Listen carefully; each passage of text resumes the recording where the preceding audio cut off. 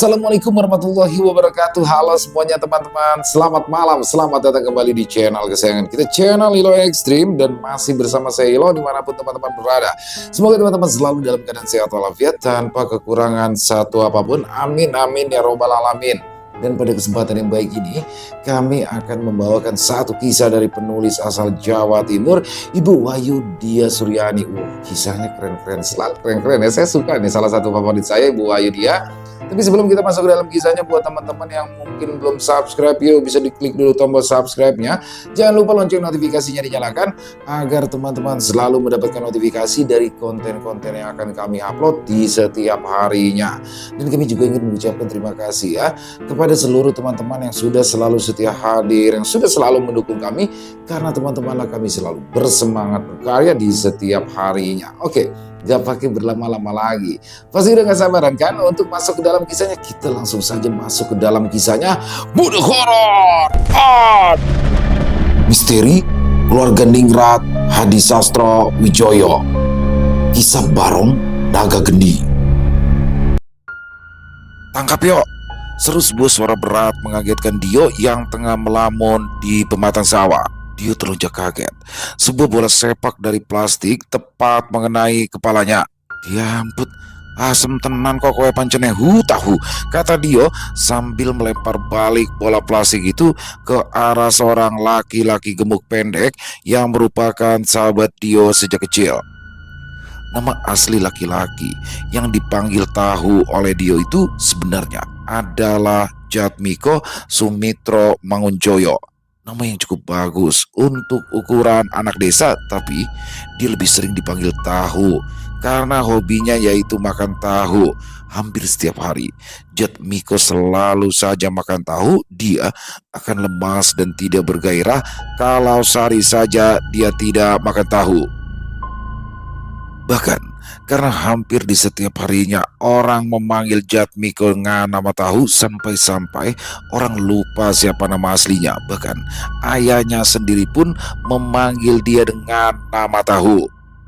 Jatmiko atau Tahu ini adalah anak dari Pak Sumitro atau Pak Mitro, orang kepercayaan Nek Yud atau nenek buyut Dio yang bertugas mengurus dan mengawasi sawah dan kebun Nek Yud Dio yang luasnya berhektar-hektar.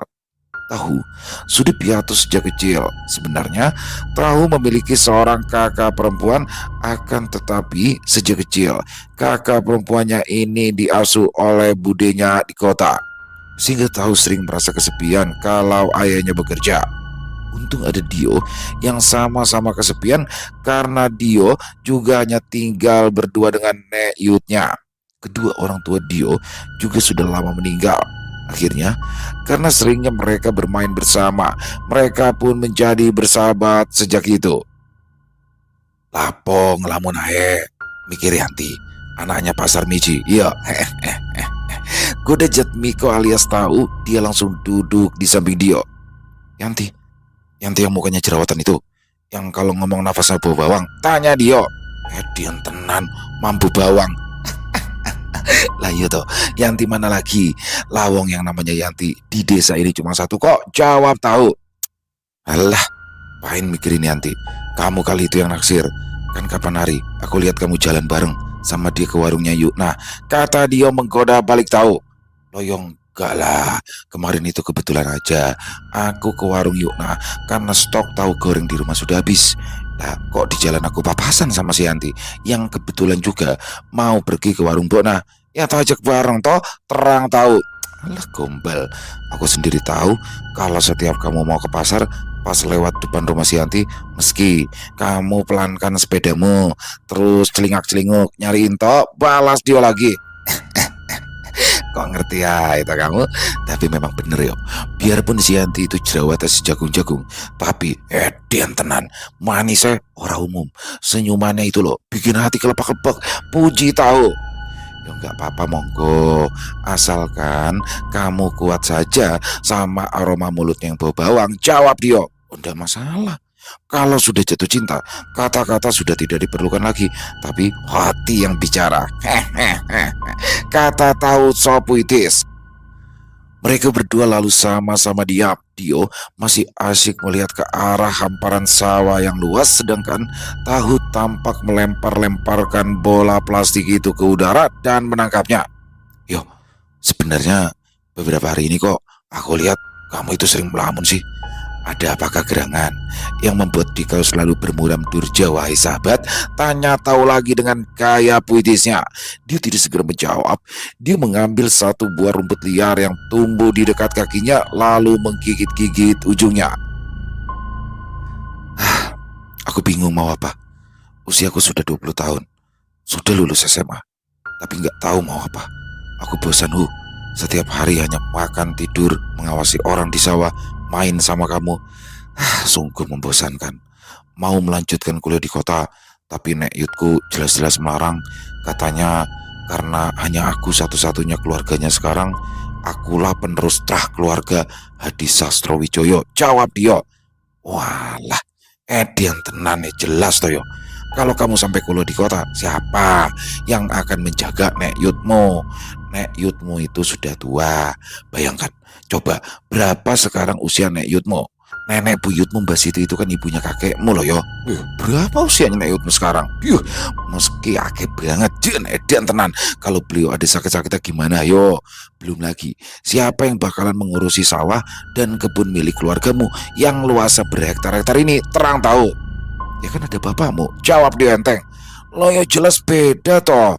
Eden tenan, bapakku kan cuma mandor, cuma pegawai Nek Yutmo. Sedangkan kamu cucu cicit satu-satunya, darah daging asli, penerus, pewaris. Halah apa wae jenenge sembarang. Sing jelas Nek Yutmo betul-betul bergantung hidupnya sekarang sama kamu, apalagi aku. Nah, kalau kamu kuliah di kota, terus aku kalau main bola sama siapa? Sama sapi, serang tahu. Ya sama Yanti lah, goda dia. Loh. Lane sama Yanti, ya aku main bola yang lain toyo. Yo jen Edian tenan kok kowe iki. Jawab Tahu sambil tertawa ngakak kontan. Dio yang sedari tadi tampangnya kusut tiba-tiba ikutan tertawa gara-gara guyonan Tahu. Sore itu, setelah pulang dari mengawasi para pekerjaannya di sawah, Dio masuk ke kamar Nek Yutnya. Di kamar itu, tampak Nek Yutnya sedang duduk di atas kursi bambu panjang. Orang desa menyebutnya lincah sambil mengunyah sirih. Sudah makan, Leh? Tanya Nek Yutnya kepada Dio. Dio hanya mengangguk lalu duduk di sebelah nenek buyutnya. Yut, dia memanggil Nek Yutnya pelan. Nek Yutnya langsung menghentikan kunyahan dan menatap Dio.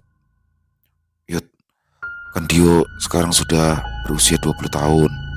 Dio sudah lama selesai sekolah SMA, sedangkan di desa ini kan tidak ada kampus, adanya di kota. Dio bosan di desa, Yut. Dio ingin meneruskan sekolah di kota, kata Dio sambil menundukkan kepalanya. Nek Yutnya memandang Dio lama, lalu mendesah dengan perlahan. Tidak terasa, sudah 15 tahun kamu tinggal bersama dengan Nek Yut ya. Sudah 15 tahun.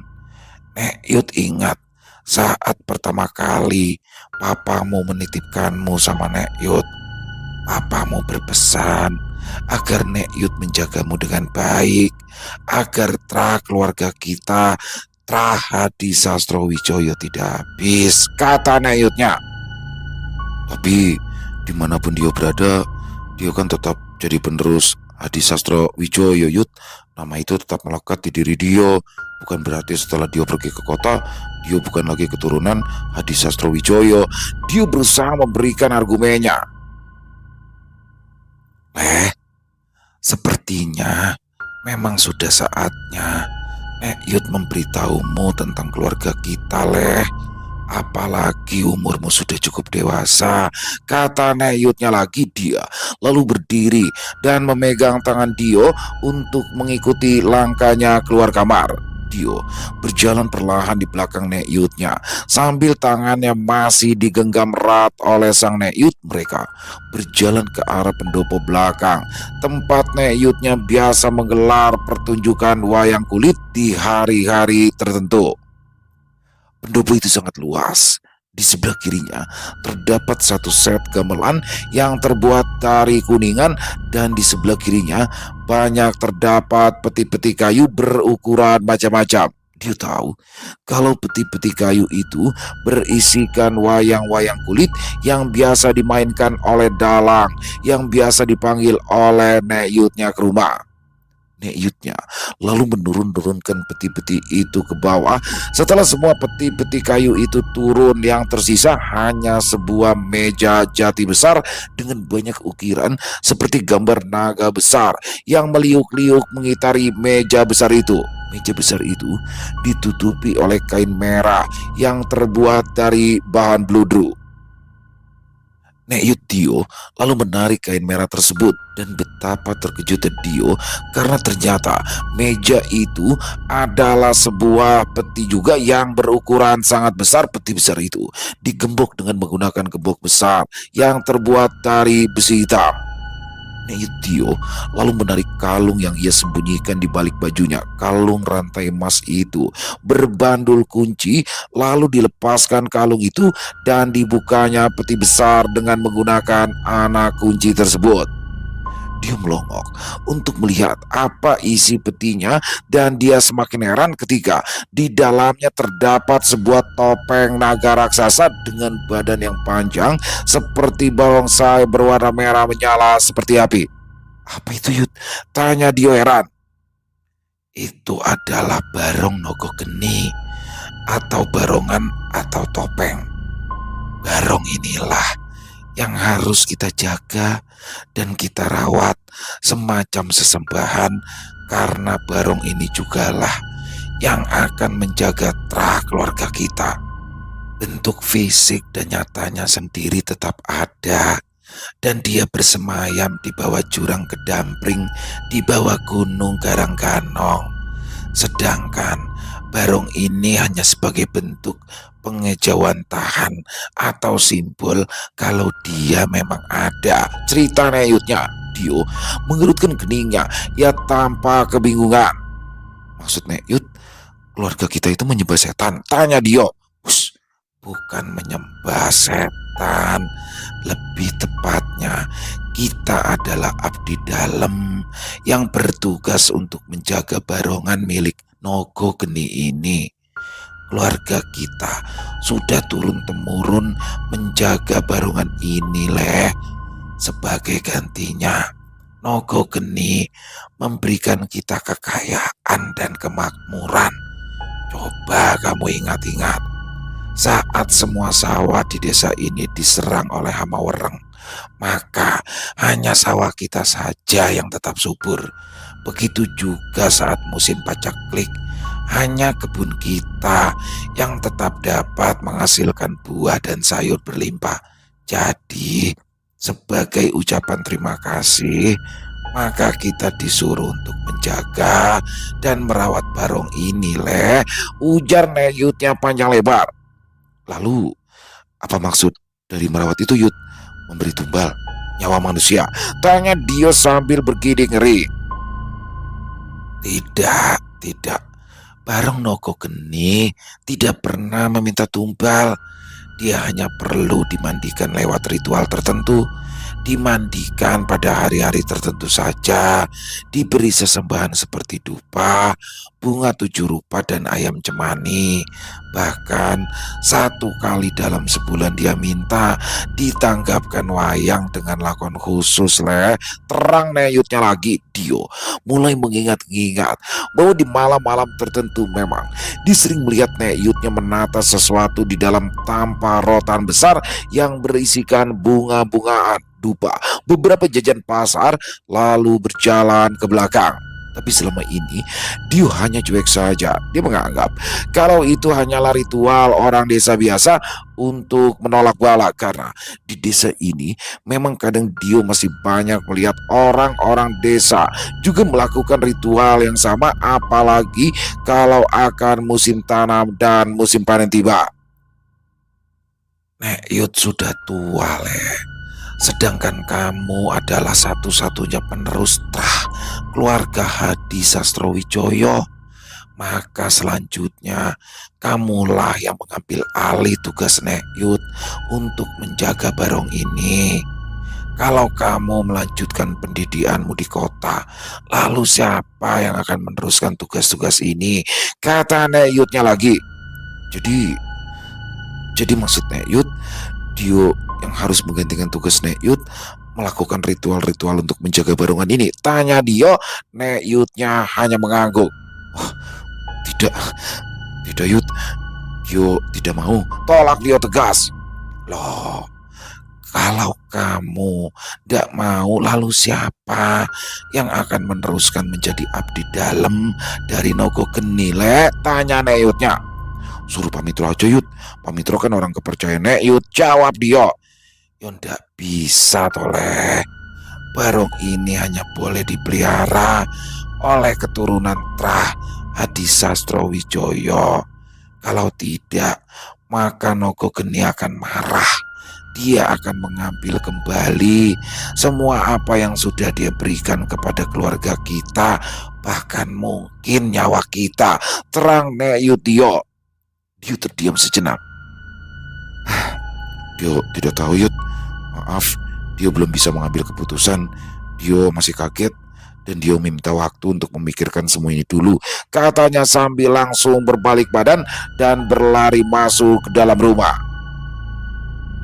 Nek Yud yang hendak berteriak memanggil nama Dio, tapi sekilas dia melihat ada bayangan merah panjang yang berkelebat mengikuti Dio masuk ke dalam rumah. Nek Yudnya lantas tersenyum. Walaupun kamu tidak mau, tapi Nogo Geni sendiri yang ternyata sudah memilihmu, gumam Nek Yudnya. Siang itu, seperti biasa, Dio melaksanakan tugasnya untuk mengecek kebun rambutan milik Nek Yudnya. Setelah turun dari motor kesayangannya, Dio berjalan perlahan memasuki kebun rambutan tersebut. Musim panas seperti ini, biasanya rambutannya berbuah sangat lebat dan manis-manis. Tiba-tiba, dia mendengar suara rintian seseorang. Aduh, Dio kaget. Suaranya adalah suara wanita. Pada awalnya, dia berpikir, jangan-jangan itu adalah setan penunggu kebun rambutan. Tapi masa iya, setan keluar siang-siang seperti ini? Dio akhirnya memberanikan diri untuk mengikuti asal suara rintian tersebut. Dio celingak-celinguk, dia kaget ketika dilihatnya ada seorang gadis cantik tengah duduk di bawah pohon rambutan. Di seberang gadis cantik itu tampak sebuah kresek kecil berisi beberapa buah rambutan. Tangan gadis itu kelihatan memijat-mijat pergelangan kakinya. Ayo, sopo kowe? Maling yo, teriak Dio dengan lantang. Gadis itu langsung terkejut. Dia tampak ketakutan. Dia lalu berusaha berdiri tapi gagal karena sepertinya pergelangan kakinya terkilir. Dia meringis kesakitan. Duh, maaf. Aku tidak bermaksud mencuri. Aku hanya mengambil sedikit. Hanya segini, katanya sambil menunjuk sebuah kresek kecil di sampingnya. Aku akan bayar kalau kamu mau. Tapi tolong, jangan lapor ke bapakku, katanya dengan wajah memelas. Dio hanya tertawa melihat wajah pucat gadis itu. Kamu suka rambutan? Tanya Dio. Iya, tapi di pasar sedang tidak musim. Makanya aku heran, kenapa kebun rambutan ini lebat sekali buahnya. Padahal kata beberapa orang panen rambutan tahun ini gagal sampai-sampai harus membeli dari kota. Itu sebabnya harga rambutan mahal. Tapi di kebun ini rambutannya merah-merah dan manis, kata gadis itu lagi. Siapa namamu? Tanya Dio. Seruni, panggil aja aku Runi, jawab gadis itu. Nama yang bagus. Tapi kok aku tidak pernah melihatmu. Memang di mana rumahmu? Tanya Dio lagi. Dia lalu duduk di hadapan Seruni yang tangannya masih memijat-mijat kakinya.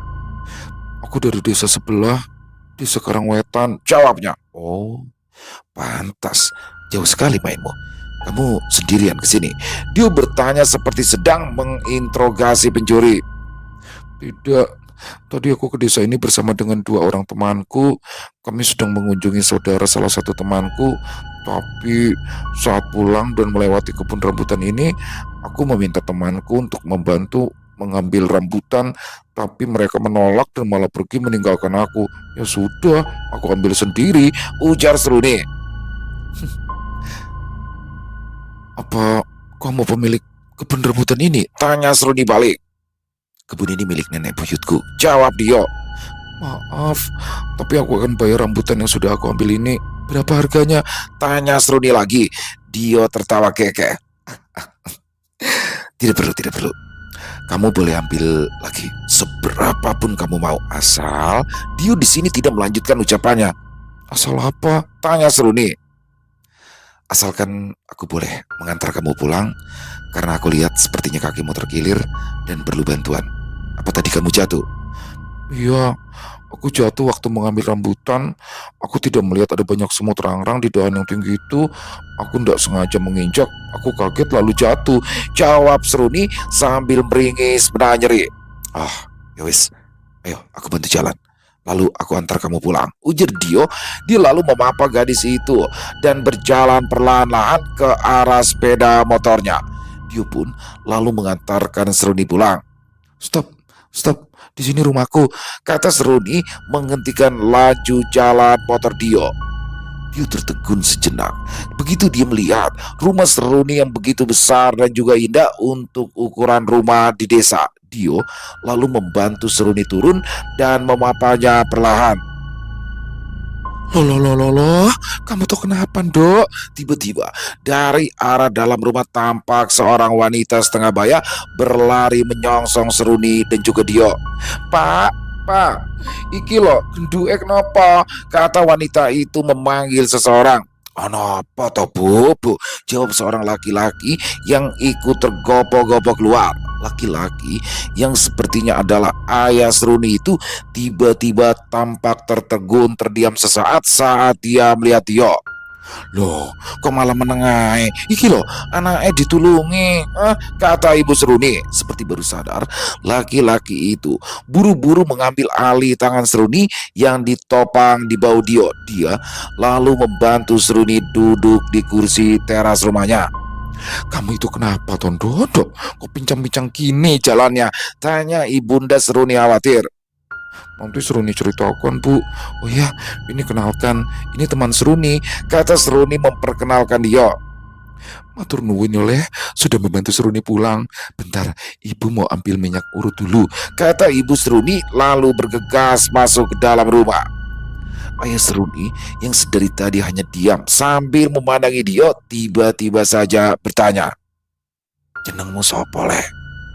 Dio Pak, jawab dia singkat. Jeneng lengkapmu maksudku, tanya laki-laki itu lagi. Herdiono Hadi Sastrowijoyo, jawab dia.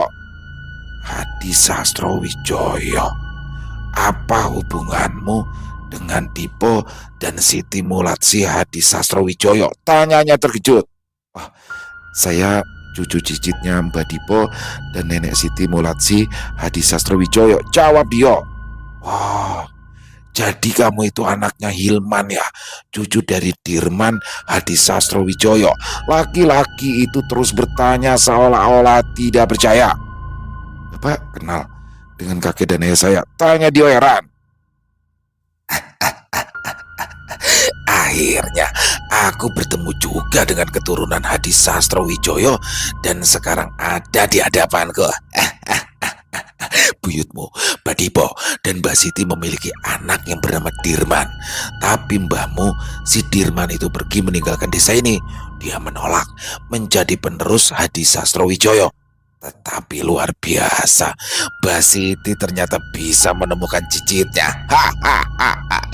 Aku pikir terah ini sudah musnah karena tidak ada penerusnya. Aku ndak pernah tahu bapakmu leh. Bapakmu itu ndak pernah tinggal di desa ini. Tapi kalau sama kakekmu aku tahu. Tapi sayang, kakekmu saat muda pergi dari desa ini dan tidak pernah muncul lagi sampai nenek buyutmu kewalahan mencarinya. Akhirnya Menarik, menarik. Laki-laki itu terus tertawa. Dia lalu berdiri, tapi masih terus tertawa. Bahkan ketika akan masuk rumah, dia sempat menoleh sejenak ke arah Dio, dan dia tertawa lagi, seperti orang yang sangat kegirangan. Dio sampai heran dibuatnya. Sudah, jangan diraukan. Bapakku memang begitu. Aneh, jawab Seruni. Tidak sampai 15 menit kemudian, tiba-tiba ayah Seruni keluar lagi sambil membawa segelas kopi. Ayo, minum. Kamu pasti capek kan karena sudah membantu Seruni, kata ayah Seruni sambil menyerahkan segelas kopi kepada Dio. Terima kasih Pak, tapi saya tidak biasa minum kopi, apalagi siang-siang begini, ujar Dio. Tidak sopan menolak pemberian orang, apalagi tamu yang menolak pemberian dari tuan rumah. Orailo, kata ayah Seruni. Dia lalu mencoba menyeruput kopi hitam itu dan tiba-tiba disemburkannya kopi itu. Kopi itu sangat pahit, bahkan jauh lebih pahit daripada jamu brotowali. Ayah Seruni yang melihat Dio menyemburkan kopi itu menjadi murka. Habiskan, katanya dengan suara menggelegar. Bapak ini apa-apaan sih? Kasihan Dio, protes Runi. Menang kowe, seru bapaknya. Habiskan, sampai betul-betul habis, baru kamu boleh pulang, katanya lagi dengan suara penuh ancaman.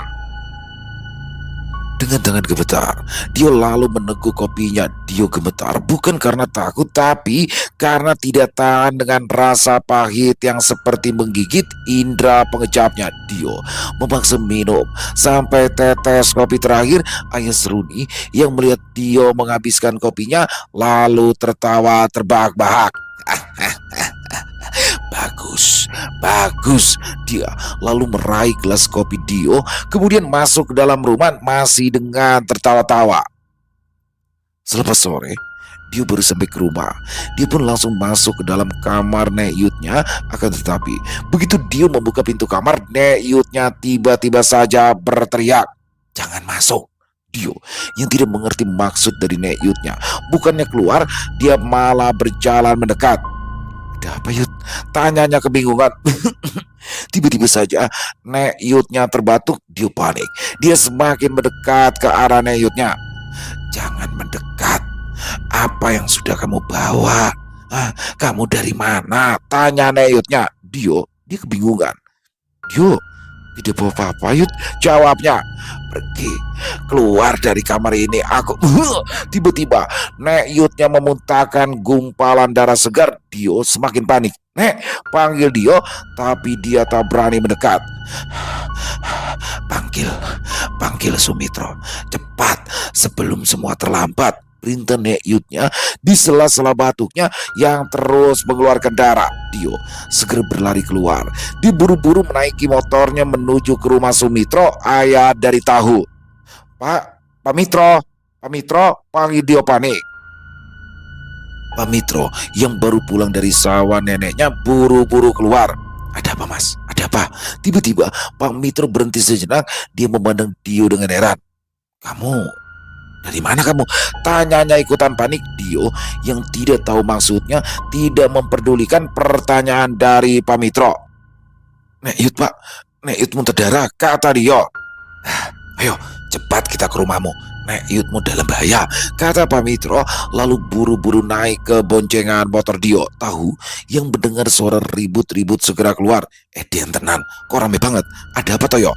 Tanyanya, tapi dia sudah keburu pergi dengan membonceng Pak Sumitro. Tahu yang tidak mau ketinggalan buru-buru mengambil sepeda ontelnya dan mengayunya mengejar Dio dan bapaknya.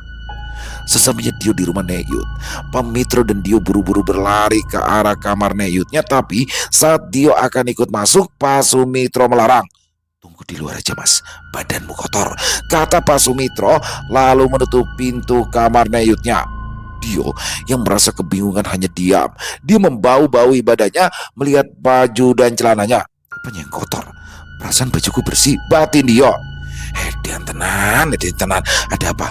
Kok buru-buru sih? Tanya Tahu yang baru datang dengan suara tersengal-sengal karena sepertinya dia tadi ngebut mengejar Dio. Nek Yutku tiba-tiba muntah darah, jawab Dio. Pada baju atau badanku ada yang kotor nggak? Tanya Dio kepada Tahu. Tahu tidak mengerti arah pertanyaan Dio. Dia hanya memandangi Dio dari ujung kaki ke ujung kepala. Enggak tuh, gak ada yang kotor. Malah masih bersihan bajumu timbang bajuku. Den tenan pertanyaanmu. Jawab Tahu. Dio dan Tahu menunggu sampai tengah malam di luar kamar Nek Dio sampai tiba-tiba saja terdengar suara pintu yang dibuka. Dio dan Tahu langsung menoleh. Dilihatnya Pak Sumitro keluar dengan wajah yang tertunduk lesu. Mas Dio, maafkan Pak Mitro. Nek Yud Mas Dio sudah meninggal dunia, katanya pelan. Dio terkejut bukan kepalang. Dia segera berlari ke kamar Nek Yudnya, dipeluk dan diciuminya Nek Yud yang sangat disayanginya, yang selama 15 tahun ini sudah menjaganya. Tahu hanya bisa berdiri di sebelah Dio sambil menepuk-nepuk punggungnya. 7 hari sudah sejak Nek Dio dimakamkan, dan baru selesai juga tahlilan hari ke-7 di rumahnya. Tiba-tiba Pak Mitro mendekati Dio. Mas, bisa kita bicara sebentar? Katanya dengan lembut seperti seorang ayah yang akan mendongeng untuk anaknya. Pak Mitro mengulurkan sebuah kalung berbandul kunci milik Neyutnya yang biasa dipakai oleh nenek buyutnya. Sebelum meninggal, Nek Yudmu menitipkan ini, katanya Pak Mitro. Dio menerima kalung Nek Yudnya. Kunci peti Barong Nogo Geni, gumamnya lirih.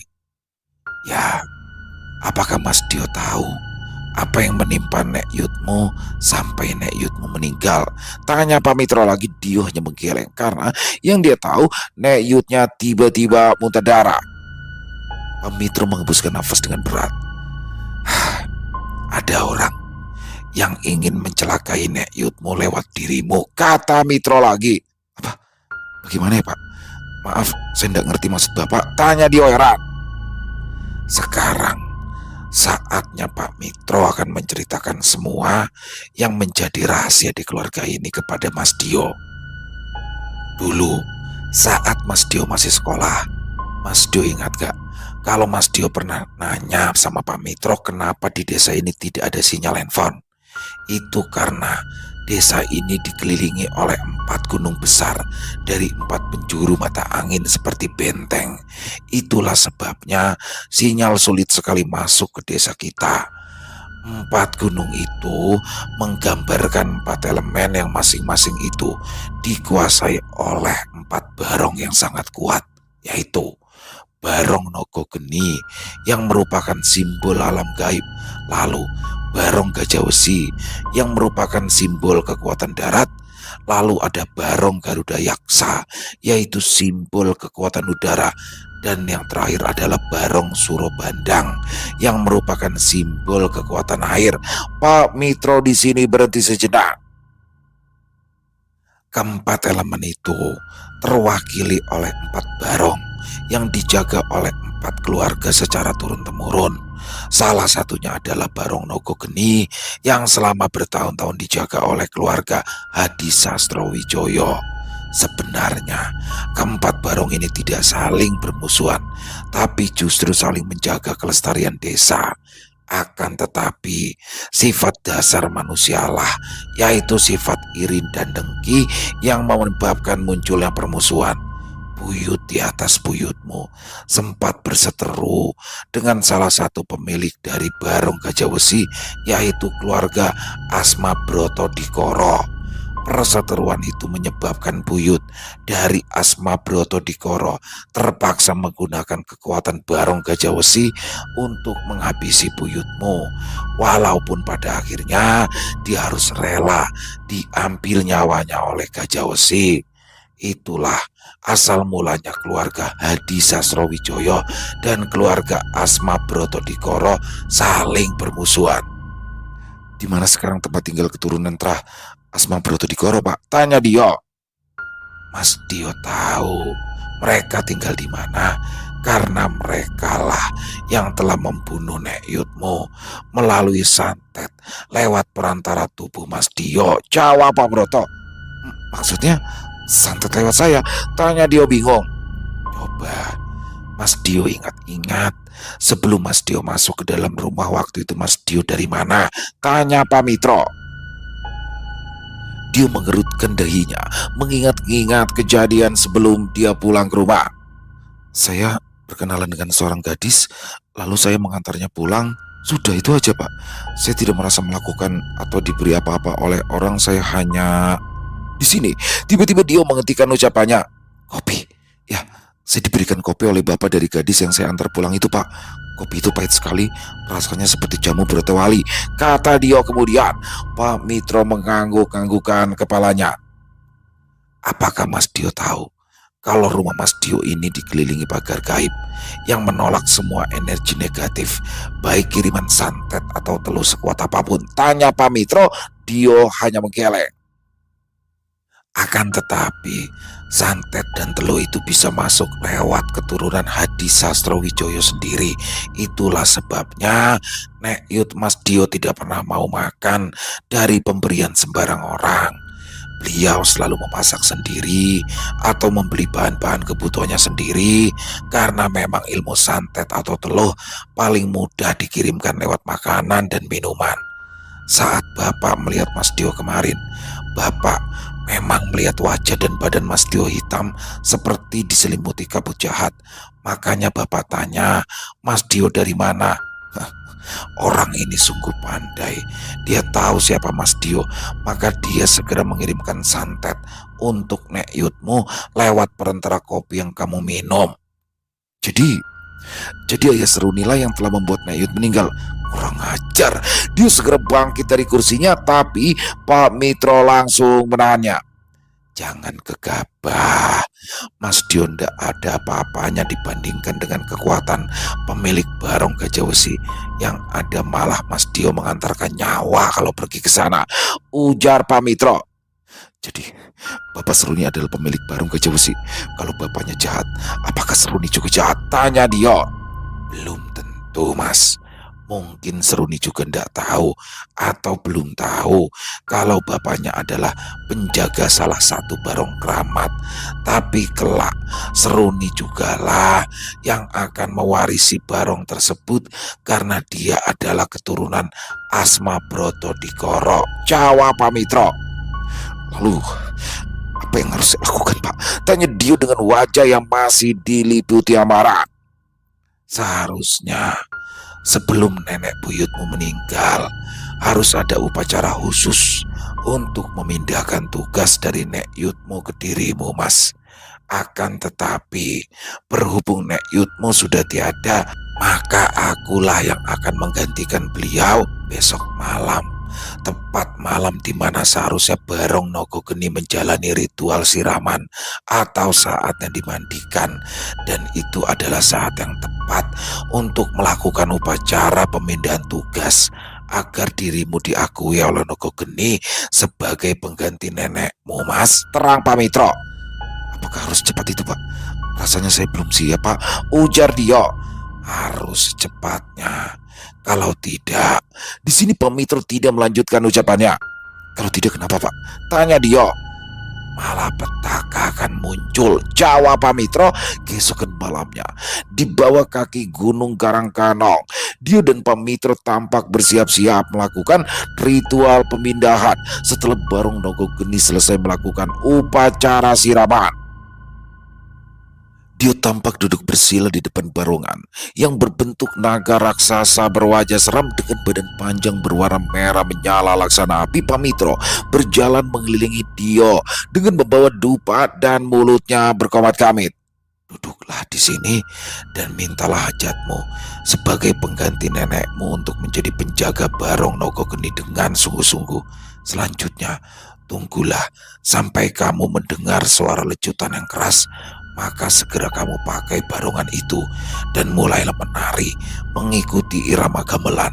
Dan kamu baru bisa berhenti sampai mendengar bunyi ayam jantan berkokok untuk yang pertama kali, atau sampai kamu tidak mendengar bunyi gamelan itu lagi, kata Pak Mitro. Gamelan? Di sini tidak ada gamelan, Pak, kata Dio sambil kepalanya menoleh ke kiri dan ke kanan. Kamu akan mendengarnya saat kamu memakai barongan ini Baiklah, sudah saatnya kamu mulai memohon hajatmu. Bapak akan pergi karena Nogo Geni tidak akan muncul kalau ada orang lain. Dia belum selesai Pak Mitro dengan ucapannya, tiba-tiba saja terdengar bunyi lecutan yang sangat keras sampai memekakan telinga. Pak Mitro sangat terkejut. Buru-buru dia minggir sambil menyuruh Dio memakai barongan Nogo Geni. Dio segera memakai barongan tersebut, dan anehnya saat dia memakai barongan tersebut, tiba-tiba saja dia mendengar bunyi musik gamelan yang dimainkan bertalu-talu dengan irama rancak. Dio segera menari mengikuti irama gamelan itu. Dia meliuk-liukkan badan Nogo Geni yang panjang, ekornya disabetkan ke kiri dan kanan, tapi hanya sebentar saja. Tidak sampai 15 menit Dio tak lagi mendengar bunyi gamelan itu. Suasana Gunung Garang-Ganong menjadi sunyi sepi tanpa suara apapun. Buru-buru Dio melepaskan barongannya. Loh, kok sudah dilepas, Mas? Apakah musik gamelannya sudah berhenti? Tanya Pak Mitro heran. Sudah, Pak, saya tidak mendengar apa-apa lagi, jawab dia. Pak Mitro menggeleng-gelengkan kepalanya. Memang betul kata almarhum Nek Yudmu, Mas. Sebelum meninggal, Nek Yudmu bilang padaku kalau Nogo Geni sendiri yang sudah memilihmu, karena belum pernah ada sejarahnya sejak zaman kakek buyut saya yang bertugas menjadi abdi dalam keluarga Hadi Sastrowijoyo yang bisa mendengar bunyi lecutan Nogo Geni, bahkan melihat Nogo Geni merasuki pemakai barongannya untuk menari. Kamu sungguh beruntung, Mas. Nogo Geni menyukaimu, dia tidak menyuruhmu menari berjam-jam lamanya, terang Pak Mitro dengan tatapan kagum. Lalu selanjutnya apa yang harus saya lakukan, Pak? Tanya dia. Nogo Geni sendirilah yang akan mengajari dan memberikan petunjuk padamu, Mas. Apa saja yang akan kamu lakukan? Jawab Pak Mitro sambil tersenyum. Malam kedua, setelah Rio resmi menjadi abdi dalam Barong Nogo Geni, dia akan bersiap-siap untuk tidur ketika dia mendengar pintu rumahnya diketuk dengan suara keras. Tok tok tok, tok tok tok. Dio panggil suara yang cukup dikenalnya, yaitu suara Tahu, sahabatnya. Buru-buru Dio bangun dan membukakan pintu. Kenapa? Kok malam-malam gedor-gedor rumah orang? Tanya Dio. Dian tenan yo, tolong babaku muntah darah persis seperti almarhum nenek buyutmu, jawab Tahu dengan nafas kembang embis. Apa? Ayo buruan ke rumahmu, kita naik pickup aja. Ayo, ujar Dio sambil buru-buru mengambil kunci mobil pickupnya. Sesampainya di rumah Tahu, dia bisa melihat keadaan Pak Mitro yang mulutnya sudah penuh dengan darah. Kondisi ini persis seperti kondisi Nek Yudnya saat akan meninggal. Spontan saja dia ingat perkataan dari Pak Mitro bahwa tempat yang paling aman adalah rumah Nek Yudnya, karena rumah itu telah dipagari dan dijaga oleh Nogo Geni. Jadi semua santet atau telu sekuat apapun tidak akan bisa masuk kecuali dibawa oleh keturunan Hadi Sastrowijoyo sendiri. Ayo kita bawa bapakmu ke rumah Nek Yudku sebelum terlambat, kata dia. Mereka berdua lalu menggotong Pak Mitro dan memasukkannya ke dalam mobil pickup dan segera membawa ke rumah Nek Yud Dio. Ketika mobil Dio mulai memasuki pintu gerbang rumah Nek Yudnya, tiba-tiba saja badan Pak Mitro mengejang. Dia menjerit kesakitan lalu kemudian jatuh pingsan. Bapak, panggil Tahu panik. Dia lalu menepuk-nepuk pipi bapaknya, tapi bapaknya diam saja. Aduh piye Dio, kenapa bapakku diam aja? Dio lalu memarkirkan mobilnya tepat di depan pintu rumah nenek buyutnya. Ayo kita bawa ke dalam, perintahnya. Dia dan Tahu lalu menggotong tubuh Pak Mitro masuk ke dalam. Pak Mitro dibaringkan di kursi ruang tamu. Tidak lama kemudian Pak Mitro mulai menggerak-gerakkan jari tangannya. Tahu yang melihat gerakan jari bapaknya buru-buru memanggil. Pak, bapak sudah sadar? Tanyanya. Pak Mitro membuka matanya perlahan. Dia lalu mengangguk pelan, kemudian berusaha duduk dengan dibantu oleh Tahu. Syukur, Mas Dio langsung membawa bapak ke sini karena hanya tempat ini yang mampu melawan santet dan teluh. Kalau tidak mungkin nyawa bapak sudah tidak akan tertolong. Orang itu sudah mulai mengirim santet pada bapak kepada orang-orang yang dekat dengan keluarga Hadi Sastrowijoyo. Orang yang sama yang mengirimkan santet kepada nenek buyutmu, yaitu Purnomo Asmabroto Dikoro, kata Pak Mitro dengan suara yang pelan. Gedean tenan, sapa kuwi Pak? Hah? Tak becek-becek raine, kata tahu penuh emosi. Kenapa santet yang dikirim kepada Pak Mitro bisa disembuhkan ketika masuk ke dalam rumah, sedangkan pada Nek Yutku tidak Pak? Tanya dia. Karena pembawa santet yang dikirim untuk Nek Yutmu itu adalah keturunannya sendiri Mas. Jadi Nogo Geni tidak mampu menghalangi. Sepertinya sudah saatnya kamu menunjukkan kepada Barong Gajah Wesi kalau Barong Nogo Geni sudah memiliki penjaga baru.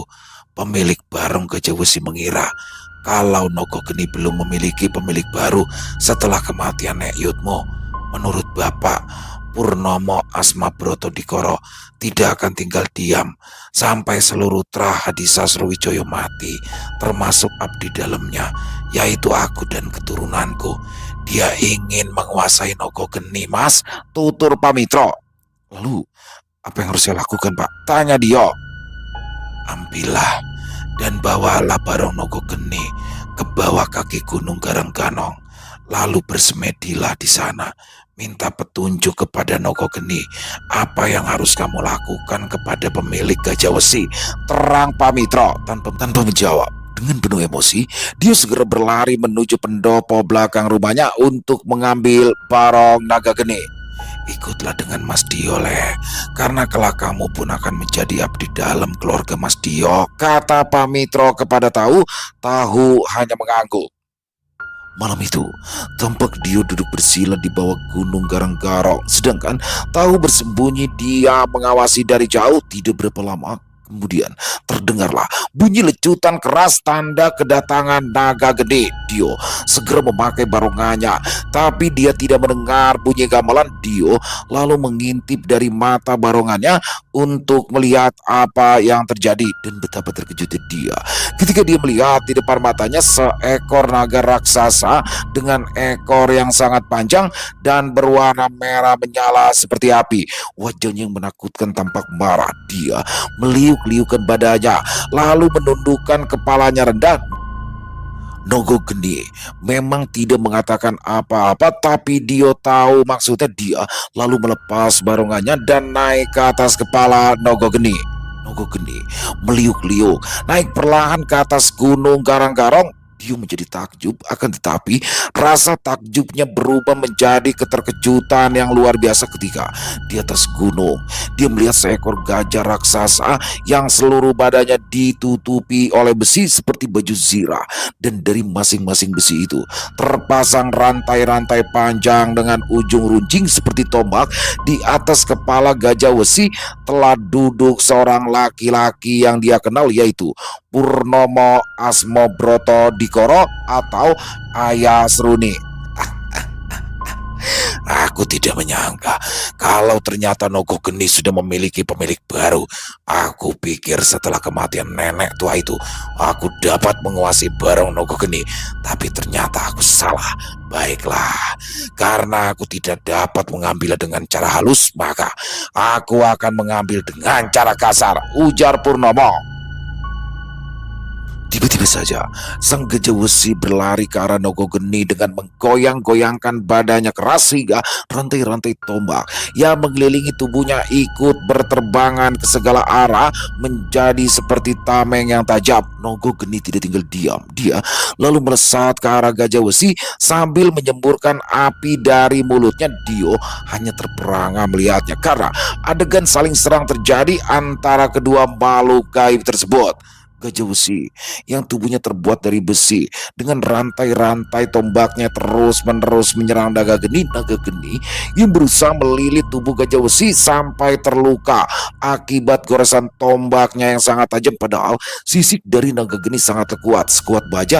Bahkan saking dahsyatnya perkelahian tersebut, kedua makhluk gaib itu sampai bergulingan ke bawah kaki gunung. Sampai akhirnya dia ingat bahwa besi tidak akan kuat bila dipanaskan terus-menerus. Dio lalu berteriak kepada naga geni, "Jangan dililit, tubuhmu akan terluka terkena tombak, tapi bakar dia dengan semburan apimu terus," teriak Dio. Naga geni faham. Dia lalu mundur sedikit dan dia menggoyang-goyangkan kepalanya ke kiri dan kanan. Lalu dari dalam kerongkongannya tiba-tiba terlihat menyala seperti larva. Lalu api yang luar biasa besar melebihi semburan gunung berapi keluar dari mulutnya dan buar. Semburan itu keluar terus-menerus tanpa henti sampai-sampai tubuh Gajah Wesi berwarna merah seperti bara. Purnomo yang duduk di atas kepala Gajah Wesi menjadi kepanasan. Kaki dan tangannya melepuh dan tiba-tiba saja dia melorot jatuh dari kepala Gajah Wesi. Untung dia masih bisa berdiri walaupun jatuh dari badan Gajah Wesi yang tinggi. Ampun, maafkan saya," tampak Purnomo memohon ampun sambil mendekatkan kedua tangannya yang terbakar di dadanya. Nogo Geni menundukkan kepalanya agar Dio bisa turun. Dio lalu melangkah mendekati Purnomo. Akan tetapi saat Dio mendekat, tiba-tiba saja Purnomo mengeluarkan sebuah pisau dari balik bajunya. "Bocah ingusan kurang ajar, kehadiranmu di desa ini kamu telah membuyarkan semua impianku." Dio yang tidak siap terkena sabetan pisau dari Purnomo, lengannya terluka cukup dalam dan mengeluarkan banyak darah. Melihat Dio terluka, Nogo Geni murka. Dia menggigit tubuh Purnomo, menariknya menuju jurang kedamping, dan dia lalu mengempaskan tubuh Purnomo ke dalam jurang. Terdengar suara teriakan yang sangat memilukan. Tahu buru-buru keluar dari tempat persembunyiannya. Dia lalu membantu memegang tubuh Dio yang tampak kesakitan karena lengannya berdarah. Edian tenan si Purnomo itu, tapi alhamdulillah akhirnya kamu berhasil mengalahkannya. Ayo sekarang kita pulang, ajaknya. Dio hanya mengangguk. Dia berjalan perlahan dalam pegangan Tahu. Sebelum pulang, dia sempat menoleh ke arah belakang dan dia melihat Nogo Geni menundukkan kepalanya sedikit seperti memberi hormat padanya. Selesai. Wow, luar biasa kisah dari Bu Wahyu, keren pakai banget ya. Ini jadi memang ini sudah episode kedua ya, berarti ya buat teman-teman yang mungkin belum mengikuti episode sebelumnya dari kisah Barong Nogo Geni ini. Luar biasa sekali ya bagaimana di sini Dio yang di episode sebelumnya masih kecil sekarang sudah dewasa dan dia menjadi penerus dari tahta keluarga Hadi Sastrowijoyo. Dan di sini saya suka nih muncul satu karakter si Tahu ya, namanya Tahu, lagi panggilannya karena suka makan tahu. Di sini cocok banget, kuat banget karakternya dan saya suka. Semoga akan ada kelanjutannya Bu Wahyu dia ya, karena ini bakalan jadi duet maut nih Dio dan Tahu. Waduh, bagaimana di sini akhirnya Dio kehilangan nenek buyutnya. Jadi nenek buyut itu adalah panggilan dari nenek buyutnya Dio yang mana terkena serangan santet, yang serangan santetnya itu dibawa masuk sama Dio ke dalam rumahnya. Luar biasa, makin keren aja kisahnya buat Bu Wahyu dia. Ditunggu ya untuk kisah Barong Nogo Geni selanjutnya, dan semoga kisah barusan bisa menghibur teman-teman semua para pecinta penikmat horor misteri, lebih khusus lagi kepada para subscriber dari channel Lilo Extreme. Buat teman-teman yang punya komentar lain, silakan bisa menuliskan di dalam kolom komentar ataupun hanya sekedar saling menyapa. Insya Allah kami akan menjawab satu persatu. Buat teman-teman yang suka dengan videonya, bisa diklik tombol like dan tombol jempolnya, boleh juga dong dibantu di share link videonya ini ke teman-teman yang lain agar juga ikut merasa terhibur. Dan buat teman-teman yang mungkin belum subscribe, yuk diklik dulu tombol subscribe-nya. Jangan lupa lonceng notifikasinya juga dinyalakan agar teman-teman selalu mendapatkan notifikasi dari konten-konten yang akan kami upload di setiap harinya. Dan untuk channel Lilo Extreme ini kami upload setiap hari teman-teman ya, setiap malam jam 7 malam waktu Indonesia bagian Barat. Dan oh ya, buat teman-teman yang mungkin punya kisah horor misteri ya yang mungkin berkenan untuk dibawakan di channel kami, silakan bisa mengirimkannya ke nomor telepon kami yang ada di bawah sini, dan bebas ya, kirimannya boleh dalam bentuk rekaman suara, boleh dalam bentuk tulisan, pokoknya senyamannya teman-teman aja. Buat teman-teman yang sudah mengirimkan kisah, kami ucapkan terima kasih. Di akhir kata, saya Ilo mengucapkan permohonan maaf apabila mungkin dalam pembawaan kisahnya barusan ada kata-kata saya yang salah ataupun ada kata-kata saya mungkin yang kurang berkenan. Saya mohon dibukakan pintu maaf yang seluas-luasnya. Sampai berjumpa lagi di konten-konten kami selanjutnya. Pasti tidak kalah ngerinya, yang pasti tidak kalah seramnya. Masih bersama saya Ilo di channel Lilo Extreme. Salam sehat, sukses selalu untuk kita semua. Wassalamualaikum warahmatullahi wabarakatuh.